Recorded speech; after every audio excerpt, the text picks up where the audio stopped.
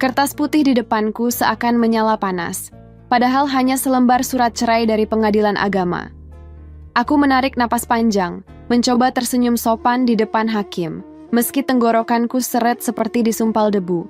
5 tahun menikah, hancur hanya dalam 15 menit sidang yang terasa seperti ditampar berkali-kali di depan umum. Aku keluar dari ruang sidang dengan langkah limbung. Matahari siang yang terik memantul dari ubin halaman pengadilan, menusuk, mata dan perihnya lebih menyakitkan dari apapun. Orang-orang lalu lalang seperti tak peduli. Mungkin memang tak perlu peduli, toh aku bukan siapa-siapa di mata mereka.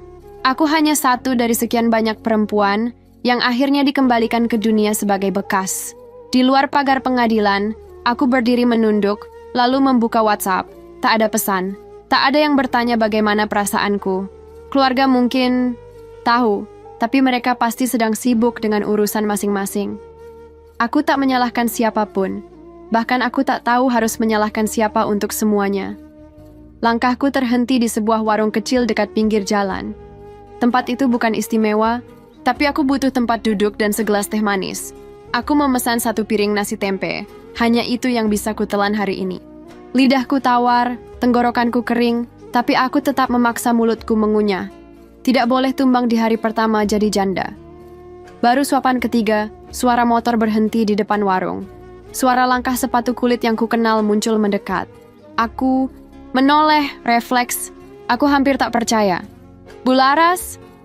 Suara itu terdengar tenang, dalam, dan terlalu sopan untuk kondisi sesuram ini. Aku langsung berdiri. "Pak Reza?" Bosku, atasanku di kantor. Pria berkemeja putih rapi dengan lengan tergulung dan aroma parfum khas yang menenangkan. Ia menenteng 2 bungkus nasi padang dan 2 botol air mineral. "Saya lihat tadi ibu keluar dari pengadilan," katanya pelan. "Saya mampir karena saya khawatir." Aku tercekat. "Kok Bapak tahu saya di sini?" Ia duduk di bangku depanku, menggeser piringku dengan sopan. "Tadi saya lewat, kebetulan. Mobil saya parkir di ujung sana," katanya, sambil membuka nasi bungkus. Aku hanya memandanginya. Dalam diam, ia membagi 1 bungkus untukku, menyingkirkan piring tempe seadanya, dan meletakkan air mineral di depanku. "Kalau nggak nyaman, nggak usah banyak cerita, Bu," ujarnya lembut. "Saya cuma temenin makan siang aja, tapi saya juga bawa 1 kalimat yang mungkin terdengar aneh." Aku menahan napas. Ia menatap mataku, tanpa tersenyum, tapi juga tanpa paksaan. "Saya mau melamar ibu." Aku tertawa pelan, miris, tidak percaya.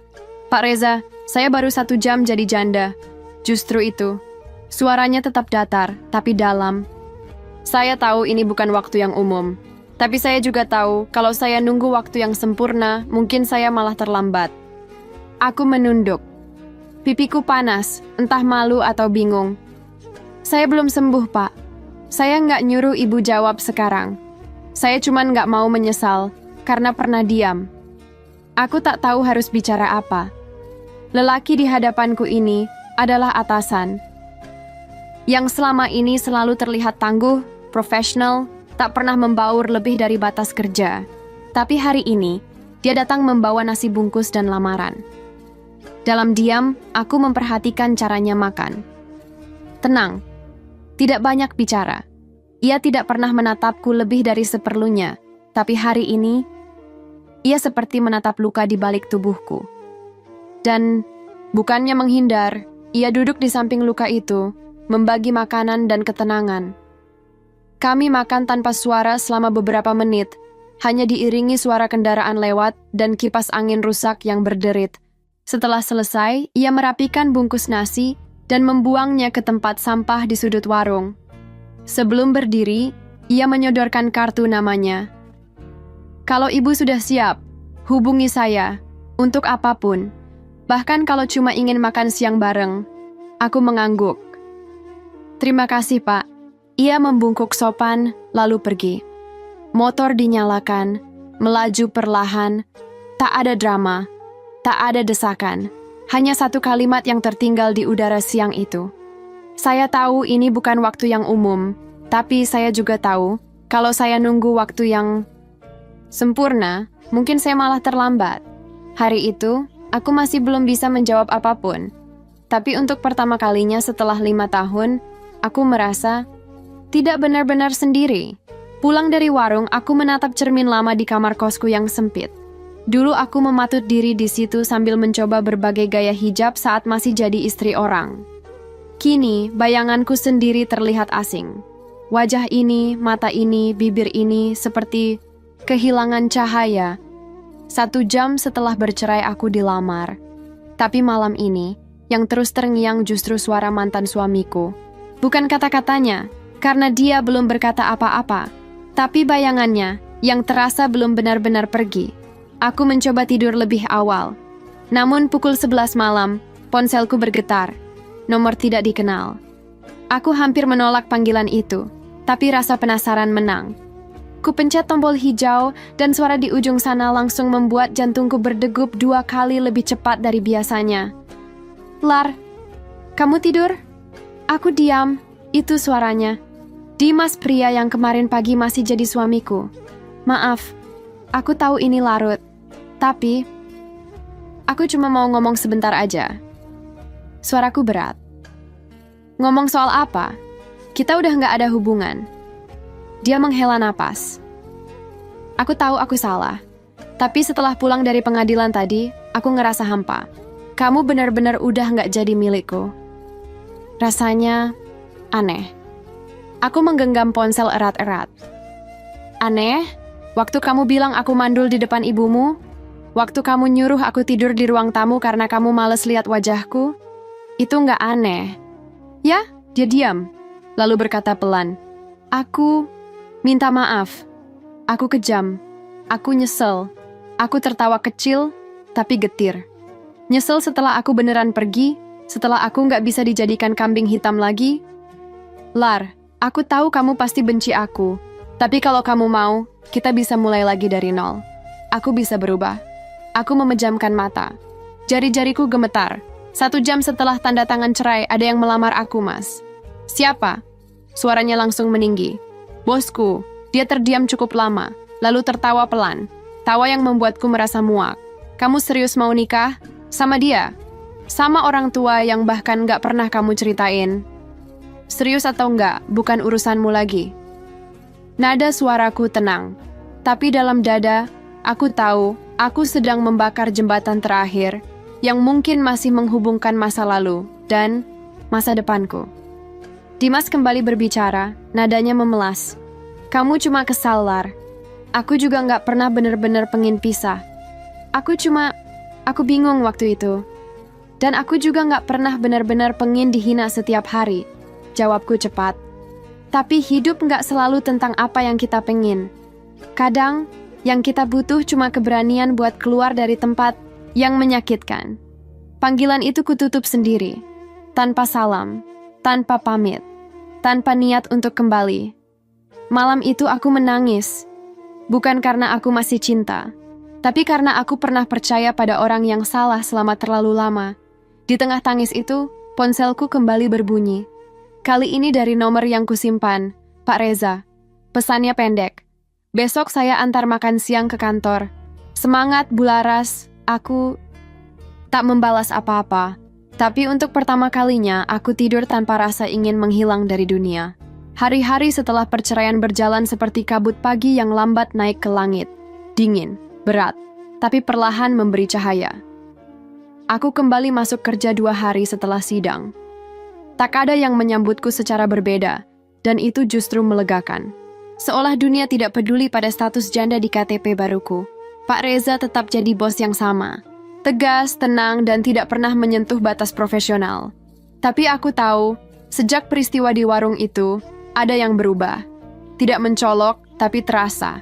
Ia lebih sering menyapa. Tidak lagi lewat email atau sekretaris, tapi langsung. Kadang membawakan teh botol, kadang menanyakan apakah aku sudah makan siang, namun tubuhku belum bisa pulih dari tekanan batin. Hari itu, tubuhku menggigil di kantor. Kepala berat, mata berkunang. Aku pikir itu hanya kelelahan, tapi begitu berdiri dari kursi, pandanganku gelap dan tubuhku limbung. Aku terbangun di ruang istirahat, selimut abu-abu menutupiku. Aroma eukaliptus menyengat dari minyak kayu putih yang entah siapa yang oleskan. Aku mengedarkan pandangan, dan di sofa seberang ada Pak Reza. Ia sedang membuka laptop, duduk dengan kaki menyilang, dan sesekali menoleh ke arahku. "Sudah bangun?" tanyanya pelan, nada suaranya seperti bisikan. Di antara deru angin, aku mengangguk lemah. Kenapa? Tadi ibu pingsan. Di depan printer. Saya minta tim IT bantu bawa ke sini. Sudah minum air putih dan paracetamol ya. Tadi saya belikan juga bubur ayam. Masih hangat. Aku menatapnya bingung. Kenapa repot-repot, Pak? Harusnya cukup panggil ambulans atau keluarga saya. Ia menghela napas pelan. Saya tahu ibu tinggal sendiri sekarang. Dan saya pikir, lebih baik saya yang jaga sampai kondisi ibu membaik. Kalau nunggu orang lain, bisa terlambat. Aku tak bisa berkata-kata. Tanganku gemetar sedikit saat menerima bubur hangat dari tangan bos sendiri. Bukan karena romantis, tapi karena ada rasa tak biasa. Dihargai, dijaga, dilihat, tanpa diminta. Sambil menyuap pelan, aku memberanikan diri bertanya, "Pak Reza, kenapa Bapak begitu perhatian sama saya?" Ia terdiam cukup lama, menatap jendela kecil yang menampilkan gedung di seberang. Saya bukan tipe orang yang suka campuri urusan pribadi staf, tapi saya juga bukan batu. Saya tahu ibu sedang melalui hal besar, dan saya memang punya rasa yang tidak bisa saya sembunyikan. "Dek, apa maksudnya?" Ia menatapku dengan mata teduh. "Saya kagum sama ibu Laras, bahkan sejak lama. Cara kerja ibu, kesabaran ibu menghadapi tekanan kantor dan suami. Saya lihat dari jauh. Tapi saya tunggu waktu yang tepat. Aku membuang pandang. Tak sanggup menatap tatapannya. Dan menurut Bapak, sekarang waktu yang tepat? Saya tahu ini terlalu cepat. Tapi saya juga tahu, kalau saya terus menunggu, saya hanya jadi penonton hidup orang lain lagi." Aku tertawa kecil. "Saya bukan perempuan yang utuh, Pak. Dan saya bukan lelaki yang sempurna." Jawaban itu membuat dadaku bergetar. Tak ada puitis, tak ada janji berlebihan, hanya kejujuran yang menggigilkan hati. Sore itu, aku pulang lebih dulu. Tapi sebelum keluar gedung, di lobi kantor, satpam memberikanku sebuah kantong plastik kecil berisi vitamin dan susu hangat. Di dalamnya ada secarik kertas kecil untuk jaga daya tahan tubuh, biar ibu bisa kuat untuk diri ibu sendiri. Aku menggenggam kertas itu erat-erat di dalam angkot sore yang sesak. Dunia masih sama, macet masih panjang. Tapi hari itu, aku merasa ada yang diam-diam sedang menyembuhkan hatiku yang sudah lama remuk, tanpa paksaan, tanpa syarat, tanpa harus jadi siapa-siapa. Dan entah sejak kapan, aku menunggu hari esok, hanya untuk melihat wajahnya di ruang kantor yang dingin itu. Setelah hari itu, segalanya jadi lebih canggung sekaligus lebih hangat. Tidak ada perubahan besar yang terlihat oleh rekan-rekan kerja. Tapi bagi kami berdua, aku dan Pak Reza, tiap percakapan, tiap tatapan, terasa punya arti yang tak terucap. Pagi-pagi, ia menyapaku lebih dulu lewat ruang kaca. Tidak dengan lambaian tangan, cukup dengan anggukan kecil dan senyum sekilas. Aku membalas, pura-pura sibuk dengan dokumen, padahal dalam dadaku selalu berdebar dengan alasan yang tak masuk akal. Suatu sore, aku dipanggil ke ruangannya. Katanya ingin bicara soal progres laporan bulanan. Tapi begitu aku duduk di depan mejanya, yang rapi, dia mematikan layar monitor dan menyandarkan tubuhnya. "Bu Laras, boleh saya tanya sesuatu? Tapi bukan soal kerjaan," katanya perlahan. Aku mengangguk hati-hati. "Silakan, Pak." Dia menatapku. Tatapannya bukan seperti atasan. Kebawahan tapi seperti pria yang sedang menyusun keberanian. Lalu dia bertanya, "Dulu, waktu ibu menikah, apa ibu benar-benar bahagia?" Pertanyaan itu seperti pisau tumpul. Tidak menyakitkan, tapi masuk pelan-pelan, menguliti ingatan. Aku menunduk.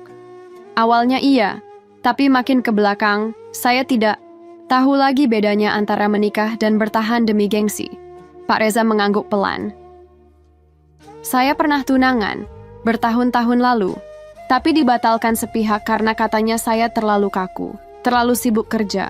Saya pikir mungkin dia benar.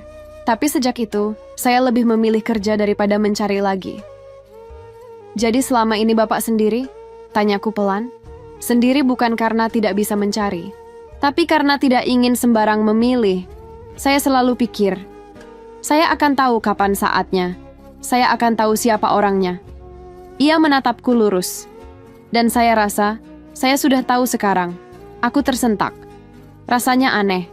Seolah waktu berhenti, hanya menyisakan bunyi detik jam di dinding dan degup jantung yang semakin tak karuan. Pak, saya masih belum siap.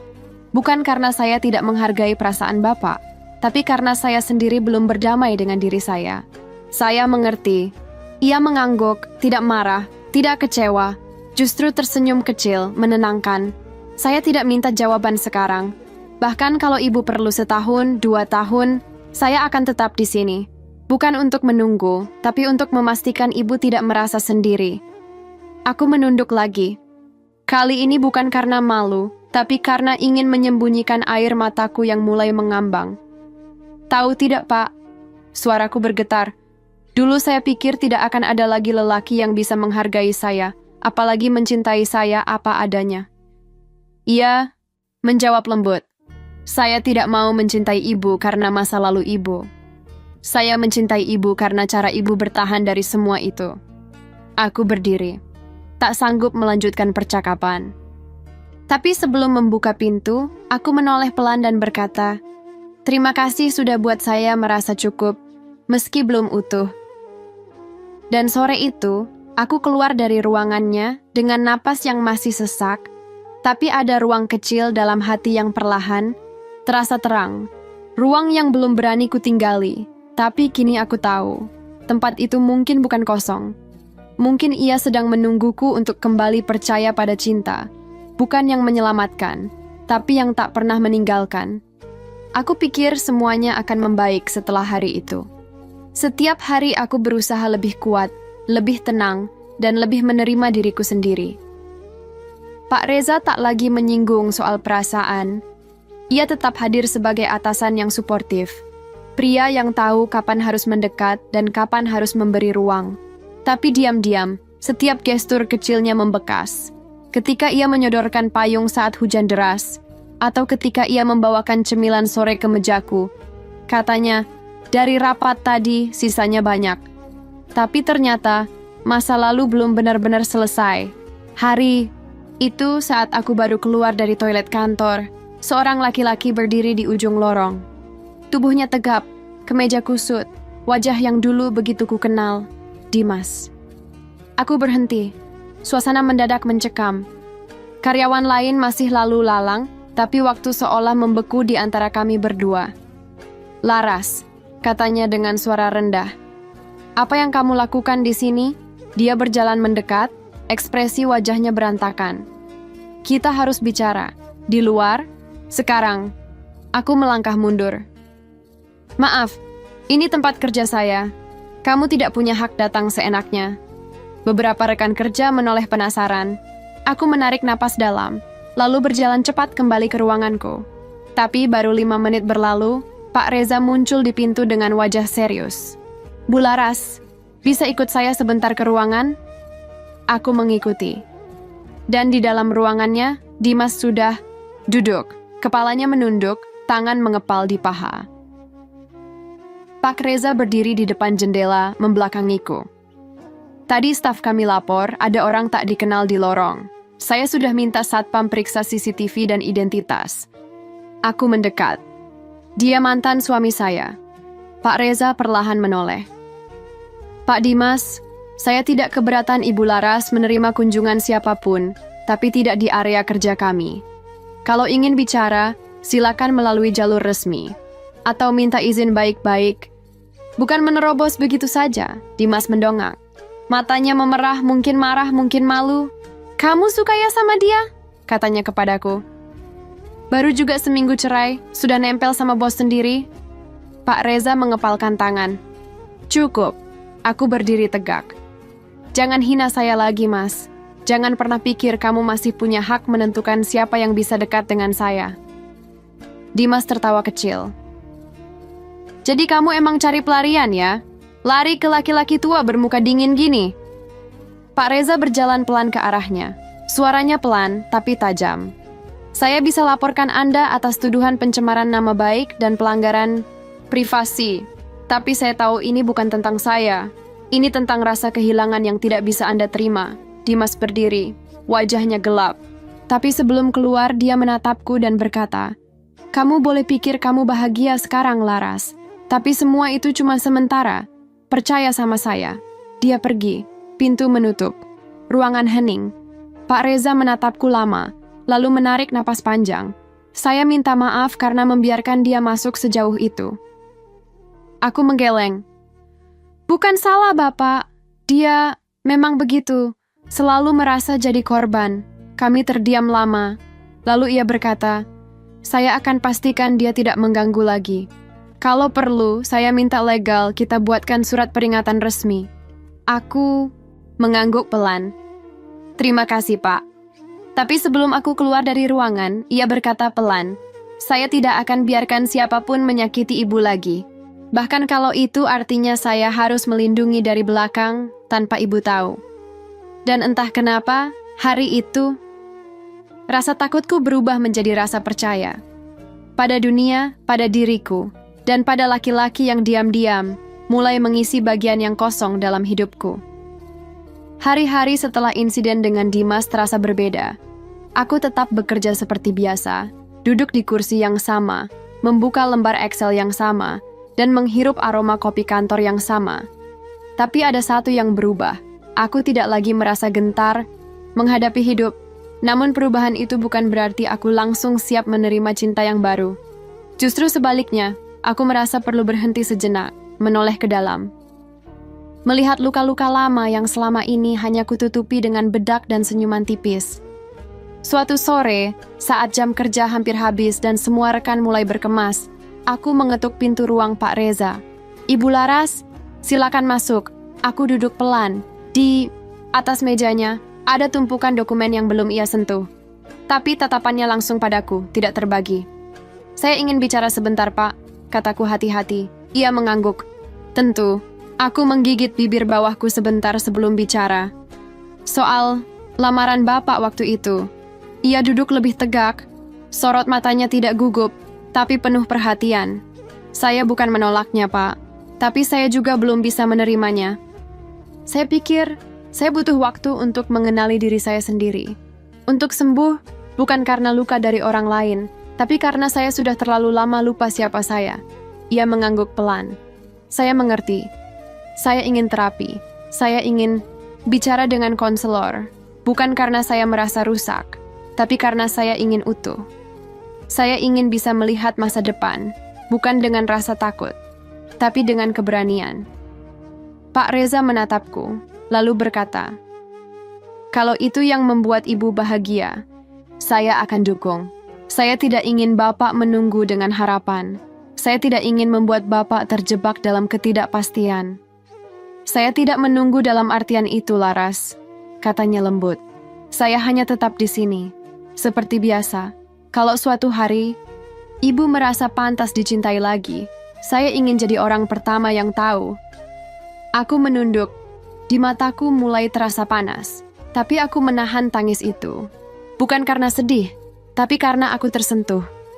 Tidak semua laki-laki datang untuk mengisi ruang kosong. Ada yang datang untuk menjaga agar kita punya waktu membangun diri kita kembali. Malam itu, aku pulang naik ojek online. Di dalam helm, aku membatin. Kenapa harus terburu-buru ke pelaminan, kalau aku bahkan belum selesai memeluk diriku yang dulu? 3 minggu kemudian, aku mendaftar ke klinik psikolog yang direkomendasikan seorang teman. Aku mulai mengikuti sesi konseling seminggu sekali. Di dalam ruang terapi itu, aku belajar menyebutkan luka-lukaku satu persatu. Bukan untuk menyalahkan siapapun, tapi untuk mengakui bahwa aku pernah disakiti. Aku belajar menerima bahwa tidak semua trauma harus dilupakan. Kadang yang penting hanyalah dikenali, dipeluk, dan dilepaskan. Di tengah semua proses itu, Pak Reza tetap ada. Tak pernah menanyakan soal lamaran, tak pernah menyinggung harapan, tapi tiap hari Jumat ia tetap meninggalkan cemilan di mejaku. Kadang risoles, kadang pastel, kadang puding coklat. Suatu sore, setelah sesi terapi yang cukup berat, aku pulang dengan mata bengkak. Di depan pagar kos ada paket kecil dengan pita hijau. Di atasnya ada secarik kertas dengan tulisan tangan rapi. Kalau hari ini terasa berat, coba buka ini. R. Di dalamnya, sebotol minyak aromaterapi lavender dan buku berjudul Perempuan yang Belajar Pulih.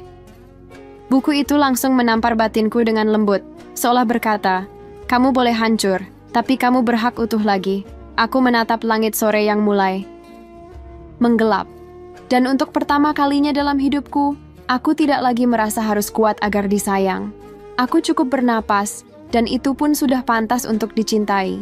Tepat setahun sejak sidang perceraian.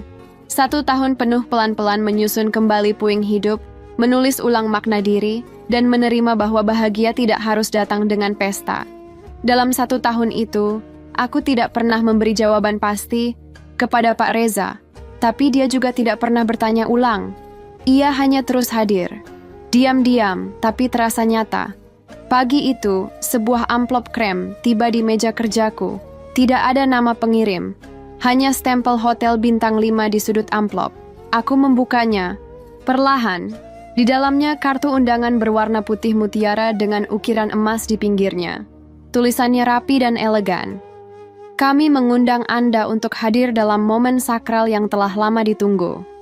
Lokasi, Ballroom Anggrek, Hotel Maharani, pukul 16 Mei, WIB. Tidak ada nama pengantin. Tidak ada inisial. Hanya itu, aku mengernyit. Tapi di belakang kartu ada satu kalimat kecil. Kalau kamu datang, semua akan lebih berarti. Jantungku berdetak cepat. Ini undangan aneh. Tapi ada sesuatu dalam kalimat itu yang menyeretku pada satu kemungkinan.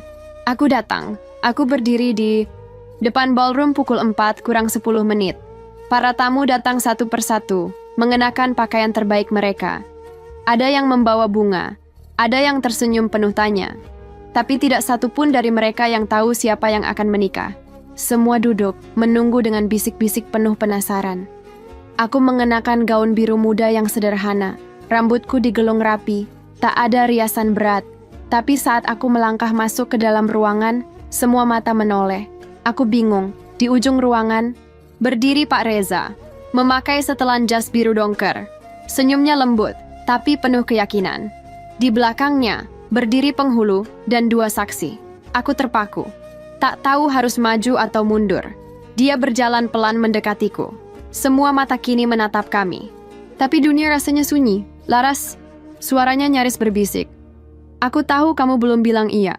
Tapi aku juga tahu, selama ini kamu tidak pergi. Aku menelan ludah, mataku berkaca. Apa maksud semua ini? Dia menatapku, matanya dalam dan penuh tenang. Aku tidak mau menunda lagi.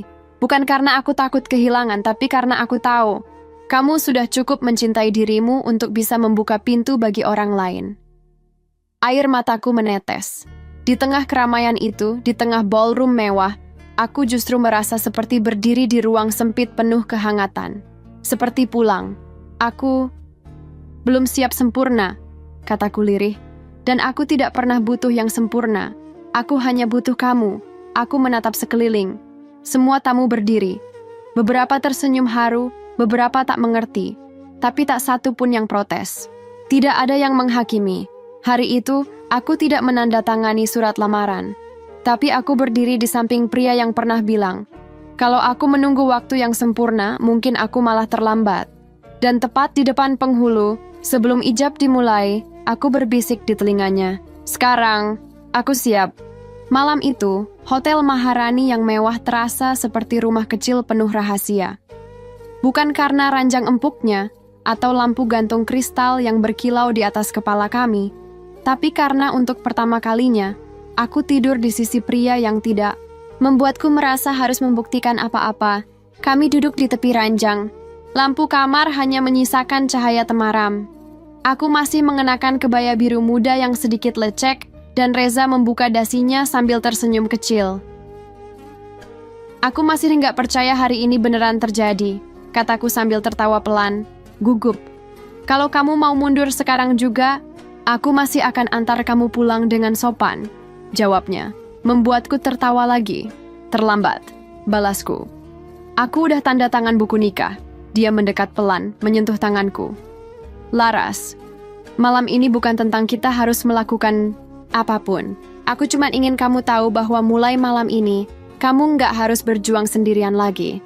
Kata-katanya menampar hatiku dengan lembut. Aku terdiam, menunduk, lalu berkata pelan, "Boleh aku cerita sesuatu, Pak?" Dia mengangguk. "Boleh. Tapi sekarang kamu udah bisa panggil aku Reza, atau suami?" Aku menatapnya sejenak, lalu mengabaikan godaan itu dengan senyum tipis. Dulu, waktu aku masih menikah dengan Dimas, malam pertama kami adalah malam yang dingin. Dia tidur lebih dulu, dan aku menangis diam-diam di pojok tempat tidur, karena merasa seperti barang yang baru dibeli dan langsung dipakai. Reza mengernyit. Wajahnya menegang, tapi ia tidak menyela. Sejak itu, aku selalu takut malam pertama. Karena di pikiranku, malam pertama bukan tentang cinta, tapi kewajiban. Paksaan, sunyi, luka. Dia memegang tanganku lebih erat. Dan malam ini, aku mengangguk pelan. Malam ini, rasanya seperti aku duduk di samping seseorang yang membalut luka itu, bukan menekannya lebih dalam. Reza menghela napas panjang. Ia berdiri sebentar, lalu mengambil 2 cangkir teh dari meja sudut ruangan. Kalau begitu, malam ini kita mulai dengan teh panas. Bukan untuk menghangatkan tubuh, tapi untuk menghangatkan kenangan. Kami duduk berdampingan di tepi tempat tidur. Tak ada pelukan terburu-buru, tak ada kecanggungan yang dipaksa manis. Hanya 2 orang dewasa yang sama-sama lelah pada luka, dan memilih mencintai dengan perlahan.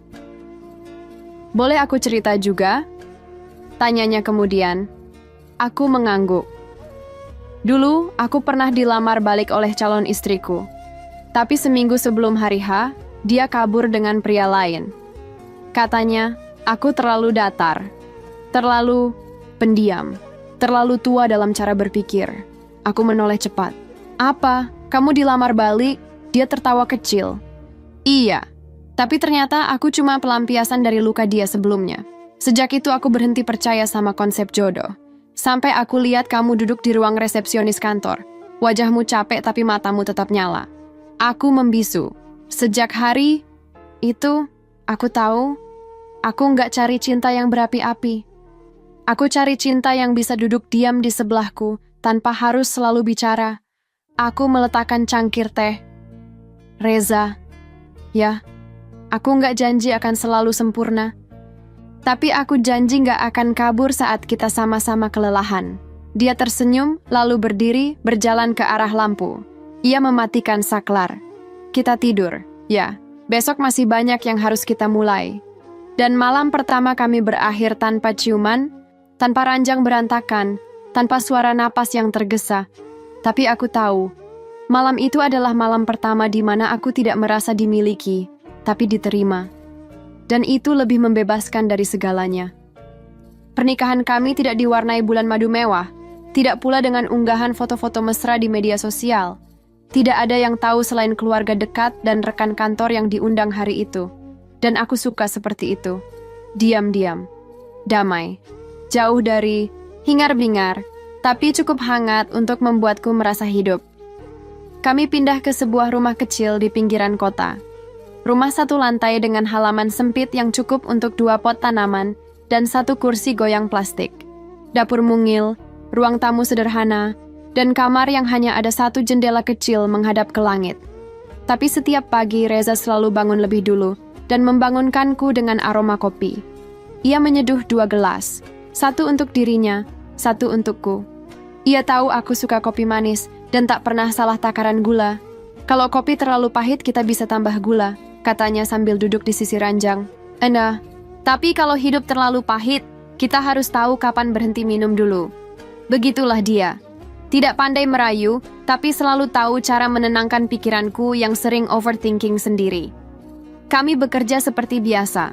Kantor tetap jadi tempat formal di mana aku memanggilnya Pak Reza, dan dia memanggilku Bu Laras.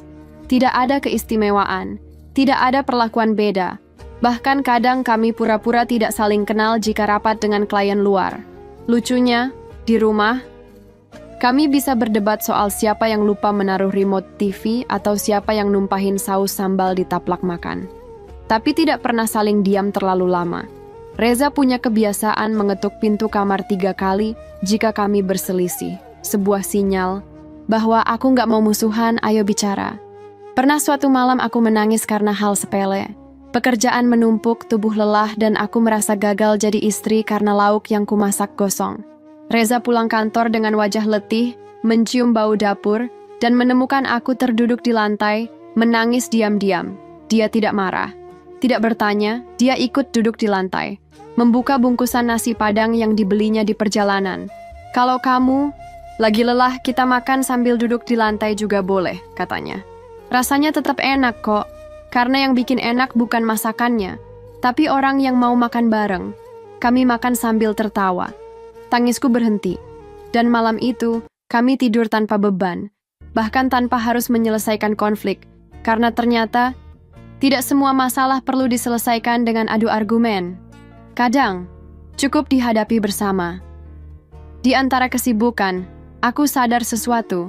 Pernikahan ini bukan tentang 2 orang yang sempurna saling mengisi, tapi tentang 2 orang yang sama-sama mau belajar menerima kekurangan dan menyesuaikan ritme.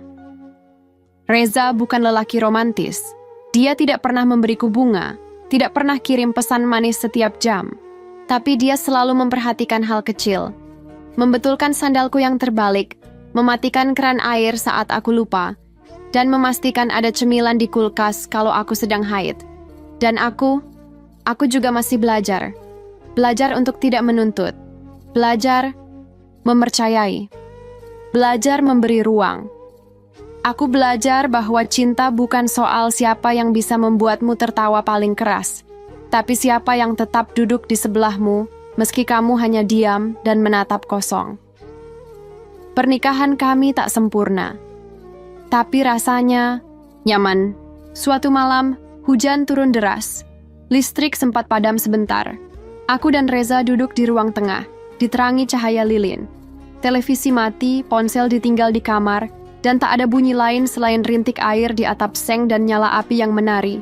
Di ujung sumbu Reza duduk di lantai, bersandar di dinding, membuka buku tua berdebu yang ia temukan di rak atas lemari.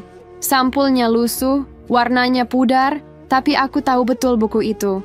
Buku catatan lamaku semasa kuliah. Aku boleh baca? Tanyanya pelan. Aku mengangguk, meski jantungku berdebar tak karuan. Dia membuka halaman demi halaman dengan pelan, sampai akhirnya berhenti di satu halaman. Tangannya menelusuri tulisan tangan yang sedikit bergetar. Doa-doa kecil yang kutulis untuk masa depan. Semoga suatu hari nanti aku dicintai oleh orang yang melihat aku lebih dari tubuhku. Yang mau duduk bersamaku bahkan saat aku tidak menarik. Tidak pintar, tidak kuat. Semoga Tuhan, jika jodoh itu memang rezeki, maka izinkan aku menerimanya dengan hati yang tidak takut lagi. Matanya tak berpaling dari tulisan itu. Lalu ia menoleh padaku, masih dalam diam. Wajahnya sulit ditebak. Bukan haru, bukan sedih, tapi seperti seseorang yang menemukan jawaban atas sesuatu yang sudah lama ia cari. Laras, katanya pelan. Kamu ingat seminar kampus tahun terakhir dulu? Yang pembicaranya pria berkacamata, ngomong soal kepemimpinan dan manajemen waktu? Aku mengernyit. Yang di Aula Timur? Iya, aku ingat. Itu seminar paling sepi. Aku duduk paling depan, nulis. Banyak hal karena nggak mau ketiduran. Dia tersenyum tipis. Aku pembicara tamu itu. Aku tercekat. Apa? Iya. Waktu itu aku masih asisten dosen luar. Aku lihat kamu duduk sendirian, sibuk nyatet, bahkan waktu teman-temanmu sibuk main HP. Entah kenapa, waktu itu aku nyimpen satu kertas evaluasi yang kamu tulis. Aku diam, perlahan mengingat. Memori yang samar mulai muncul seperti potongan film tua. Kamu tahu nggak? Sejak hari itu aku jadi sering nanya ke panitia soal kamu. Tapi nggak pernah dapat jawaban. Nama kamu nggak lengkap, kontak nggak tercatat. Aku cuma ingat tulisan tanganmu. Aku menatapnya, tak percaya. Jadi, kamu sudah pernah lihat aku sebelum kita kerja bareng? Dia mengangguk pelan. Dan aku nggak nyangka, bertahun-tahun kemudian, kamu jadi staf HRD yang duduk tepat di luar ruanganku. Aku memejamkan mata, mencoba mencerna semuanya. Kenapa kamu nggak bilang dari dulu? Tanyaku pelan. Dia menatapku dalam. Karena aku takut kamu salah paham. Aku nggak mau kamu mengira aku hanya jatuh cinta karena masa lalu. Aku nunggu sampai kamu bisa melihat aku tanpa beban cerita. Kami terdiam. Lilin terus menyala. Di luar, hujan makin deras. Malam itu, aku tak bisa tidur. Aku terbaring di ranjang, menatap langit-langit kamar yang gelap, dan dalam hati, aku mengulang doa yang dulu pernah kutulis, tapi kini dengan isi yang berbeda. Tuhan, kalau memang jodoh itu rezeki, maka sekarang aku tahu. Jodoh juga bisa berupa seseorang yang dulu hanya kulihat sekilas, tapi ternyata diam-diam menjagaku dari jauh. Terima kasih, karena tak semua kehilangan adalah akhir. Beberapa hari setelah malam hujan dan pengakuan tentang seminar itu, pikiranku terus dipenuhi oleh pertanyaan yang belum kutanyakan langsung. Sejak kapan sebenarnya Reza mengamatiku? Sejauh apa aku pernah berarti untuknya, bahkan saat aku tak menyadarinya? Sabtu pagi, kami berdua tidak masuk kantor. Reza mengajakku ke rumah lamanya, tempat masa kecilnya di kawasan yang tenang di pinggir kota. Sebuah rumah tua berhalaman luas dengan banyak pohon mangga. Katanya, rumah itu akan direnovasi. Sebelum rumah ini berubah, aku ingin kamu lihat sesuatu, ucapnya sambil membukakan pintu kamar kecil yang kini berdebu dan tak berpenghuni. Aku masuk. Di dalamnya hanya ada lemari, meja kerja, dan satu rak buku yang nyaris roboh. Di atas meja, ada satu kotak kayu kecil berukir. Ia mengambil kunci dari dalam sakunya, membukanya pelan, lalu menyodorkannya kepadaku. Lihat sendiri. Di dalamnya tersusun rapi banyak kertas. Beberapa sudah menguning, sebagian lainnya terlipat rapat.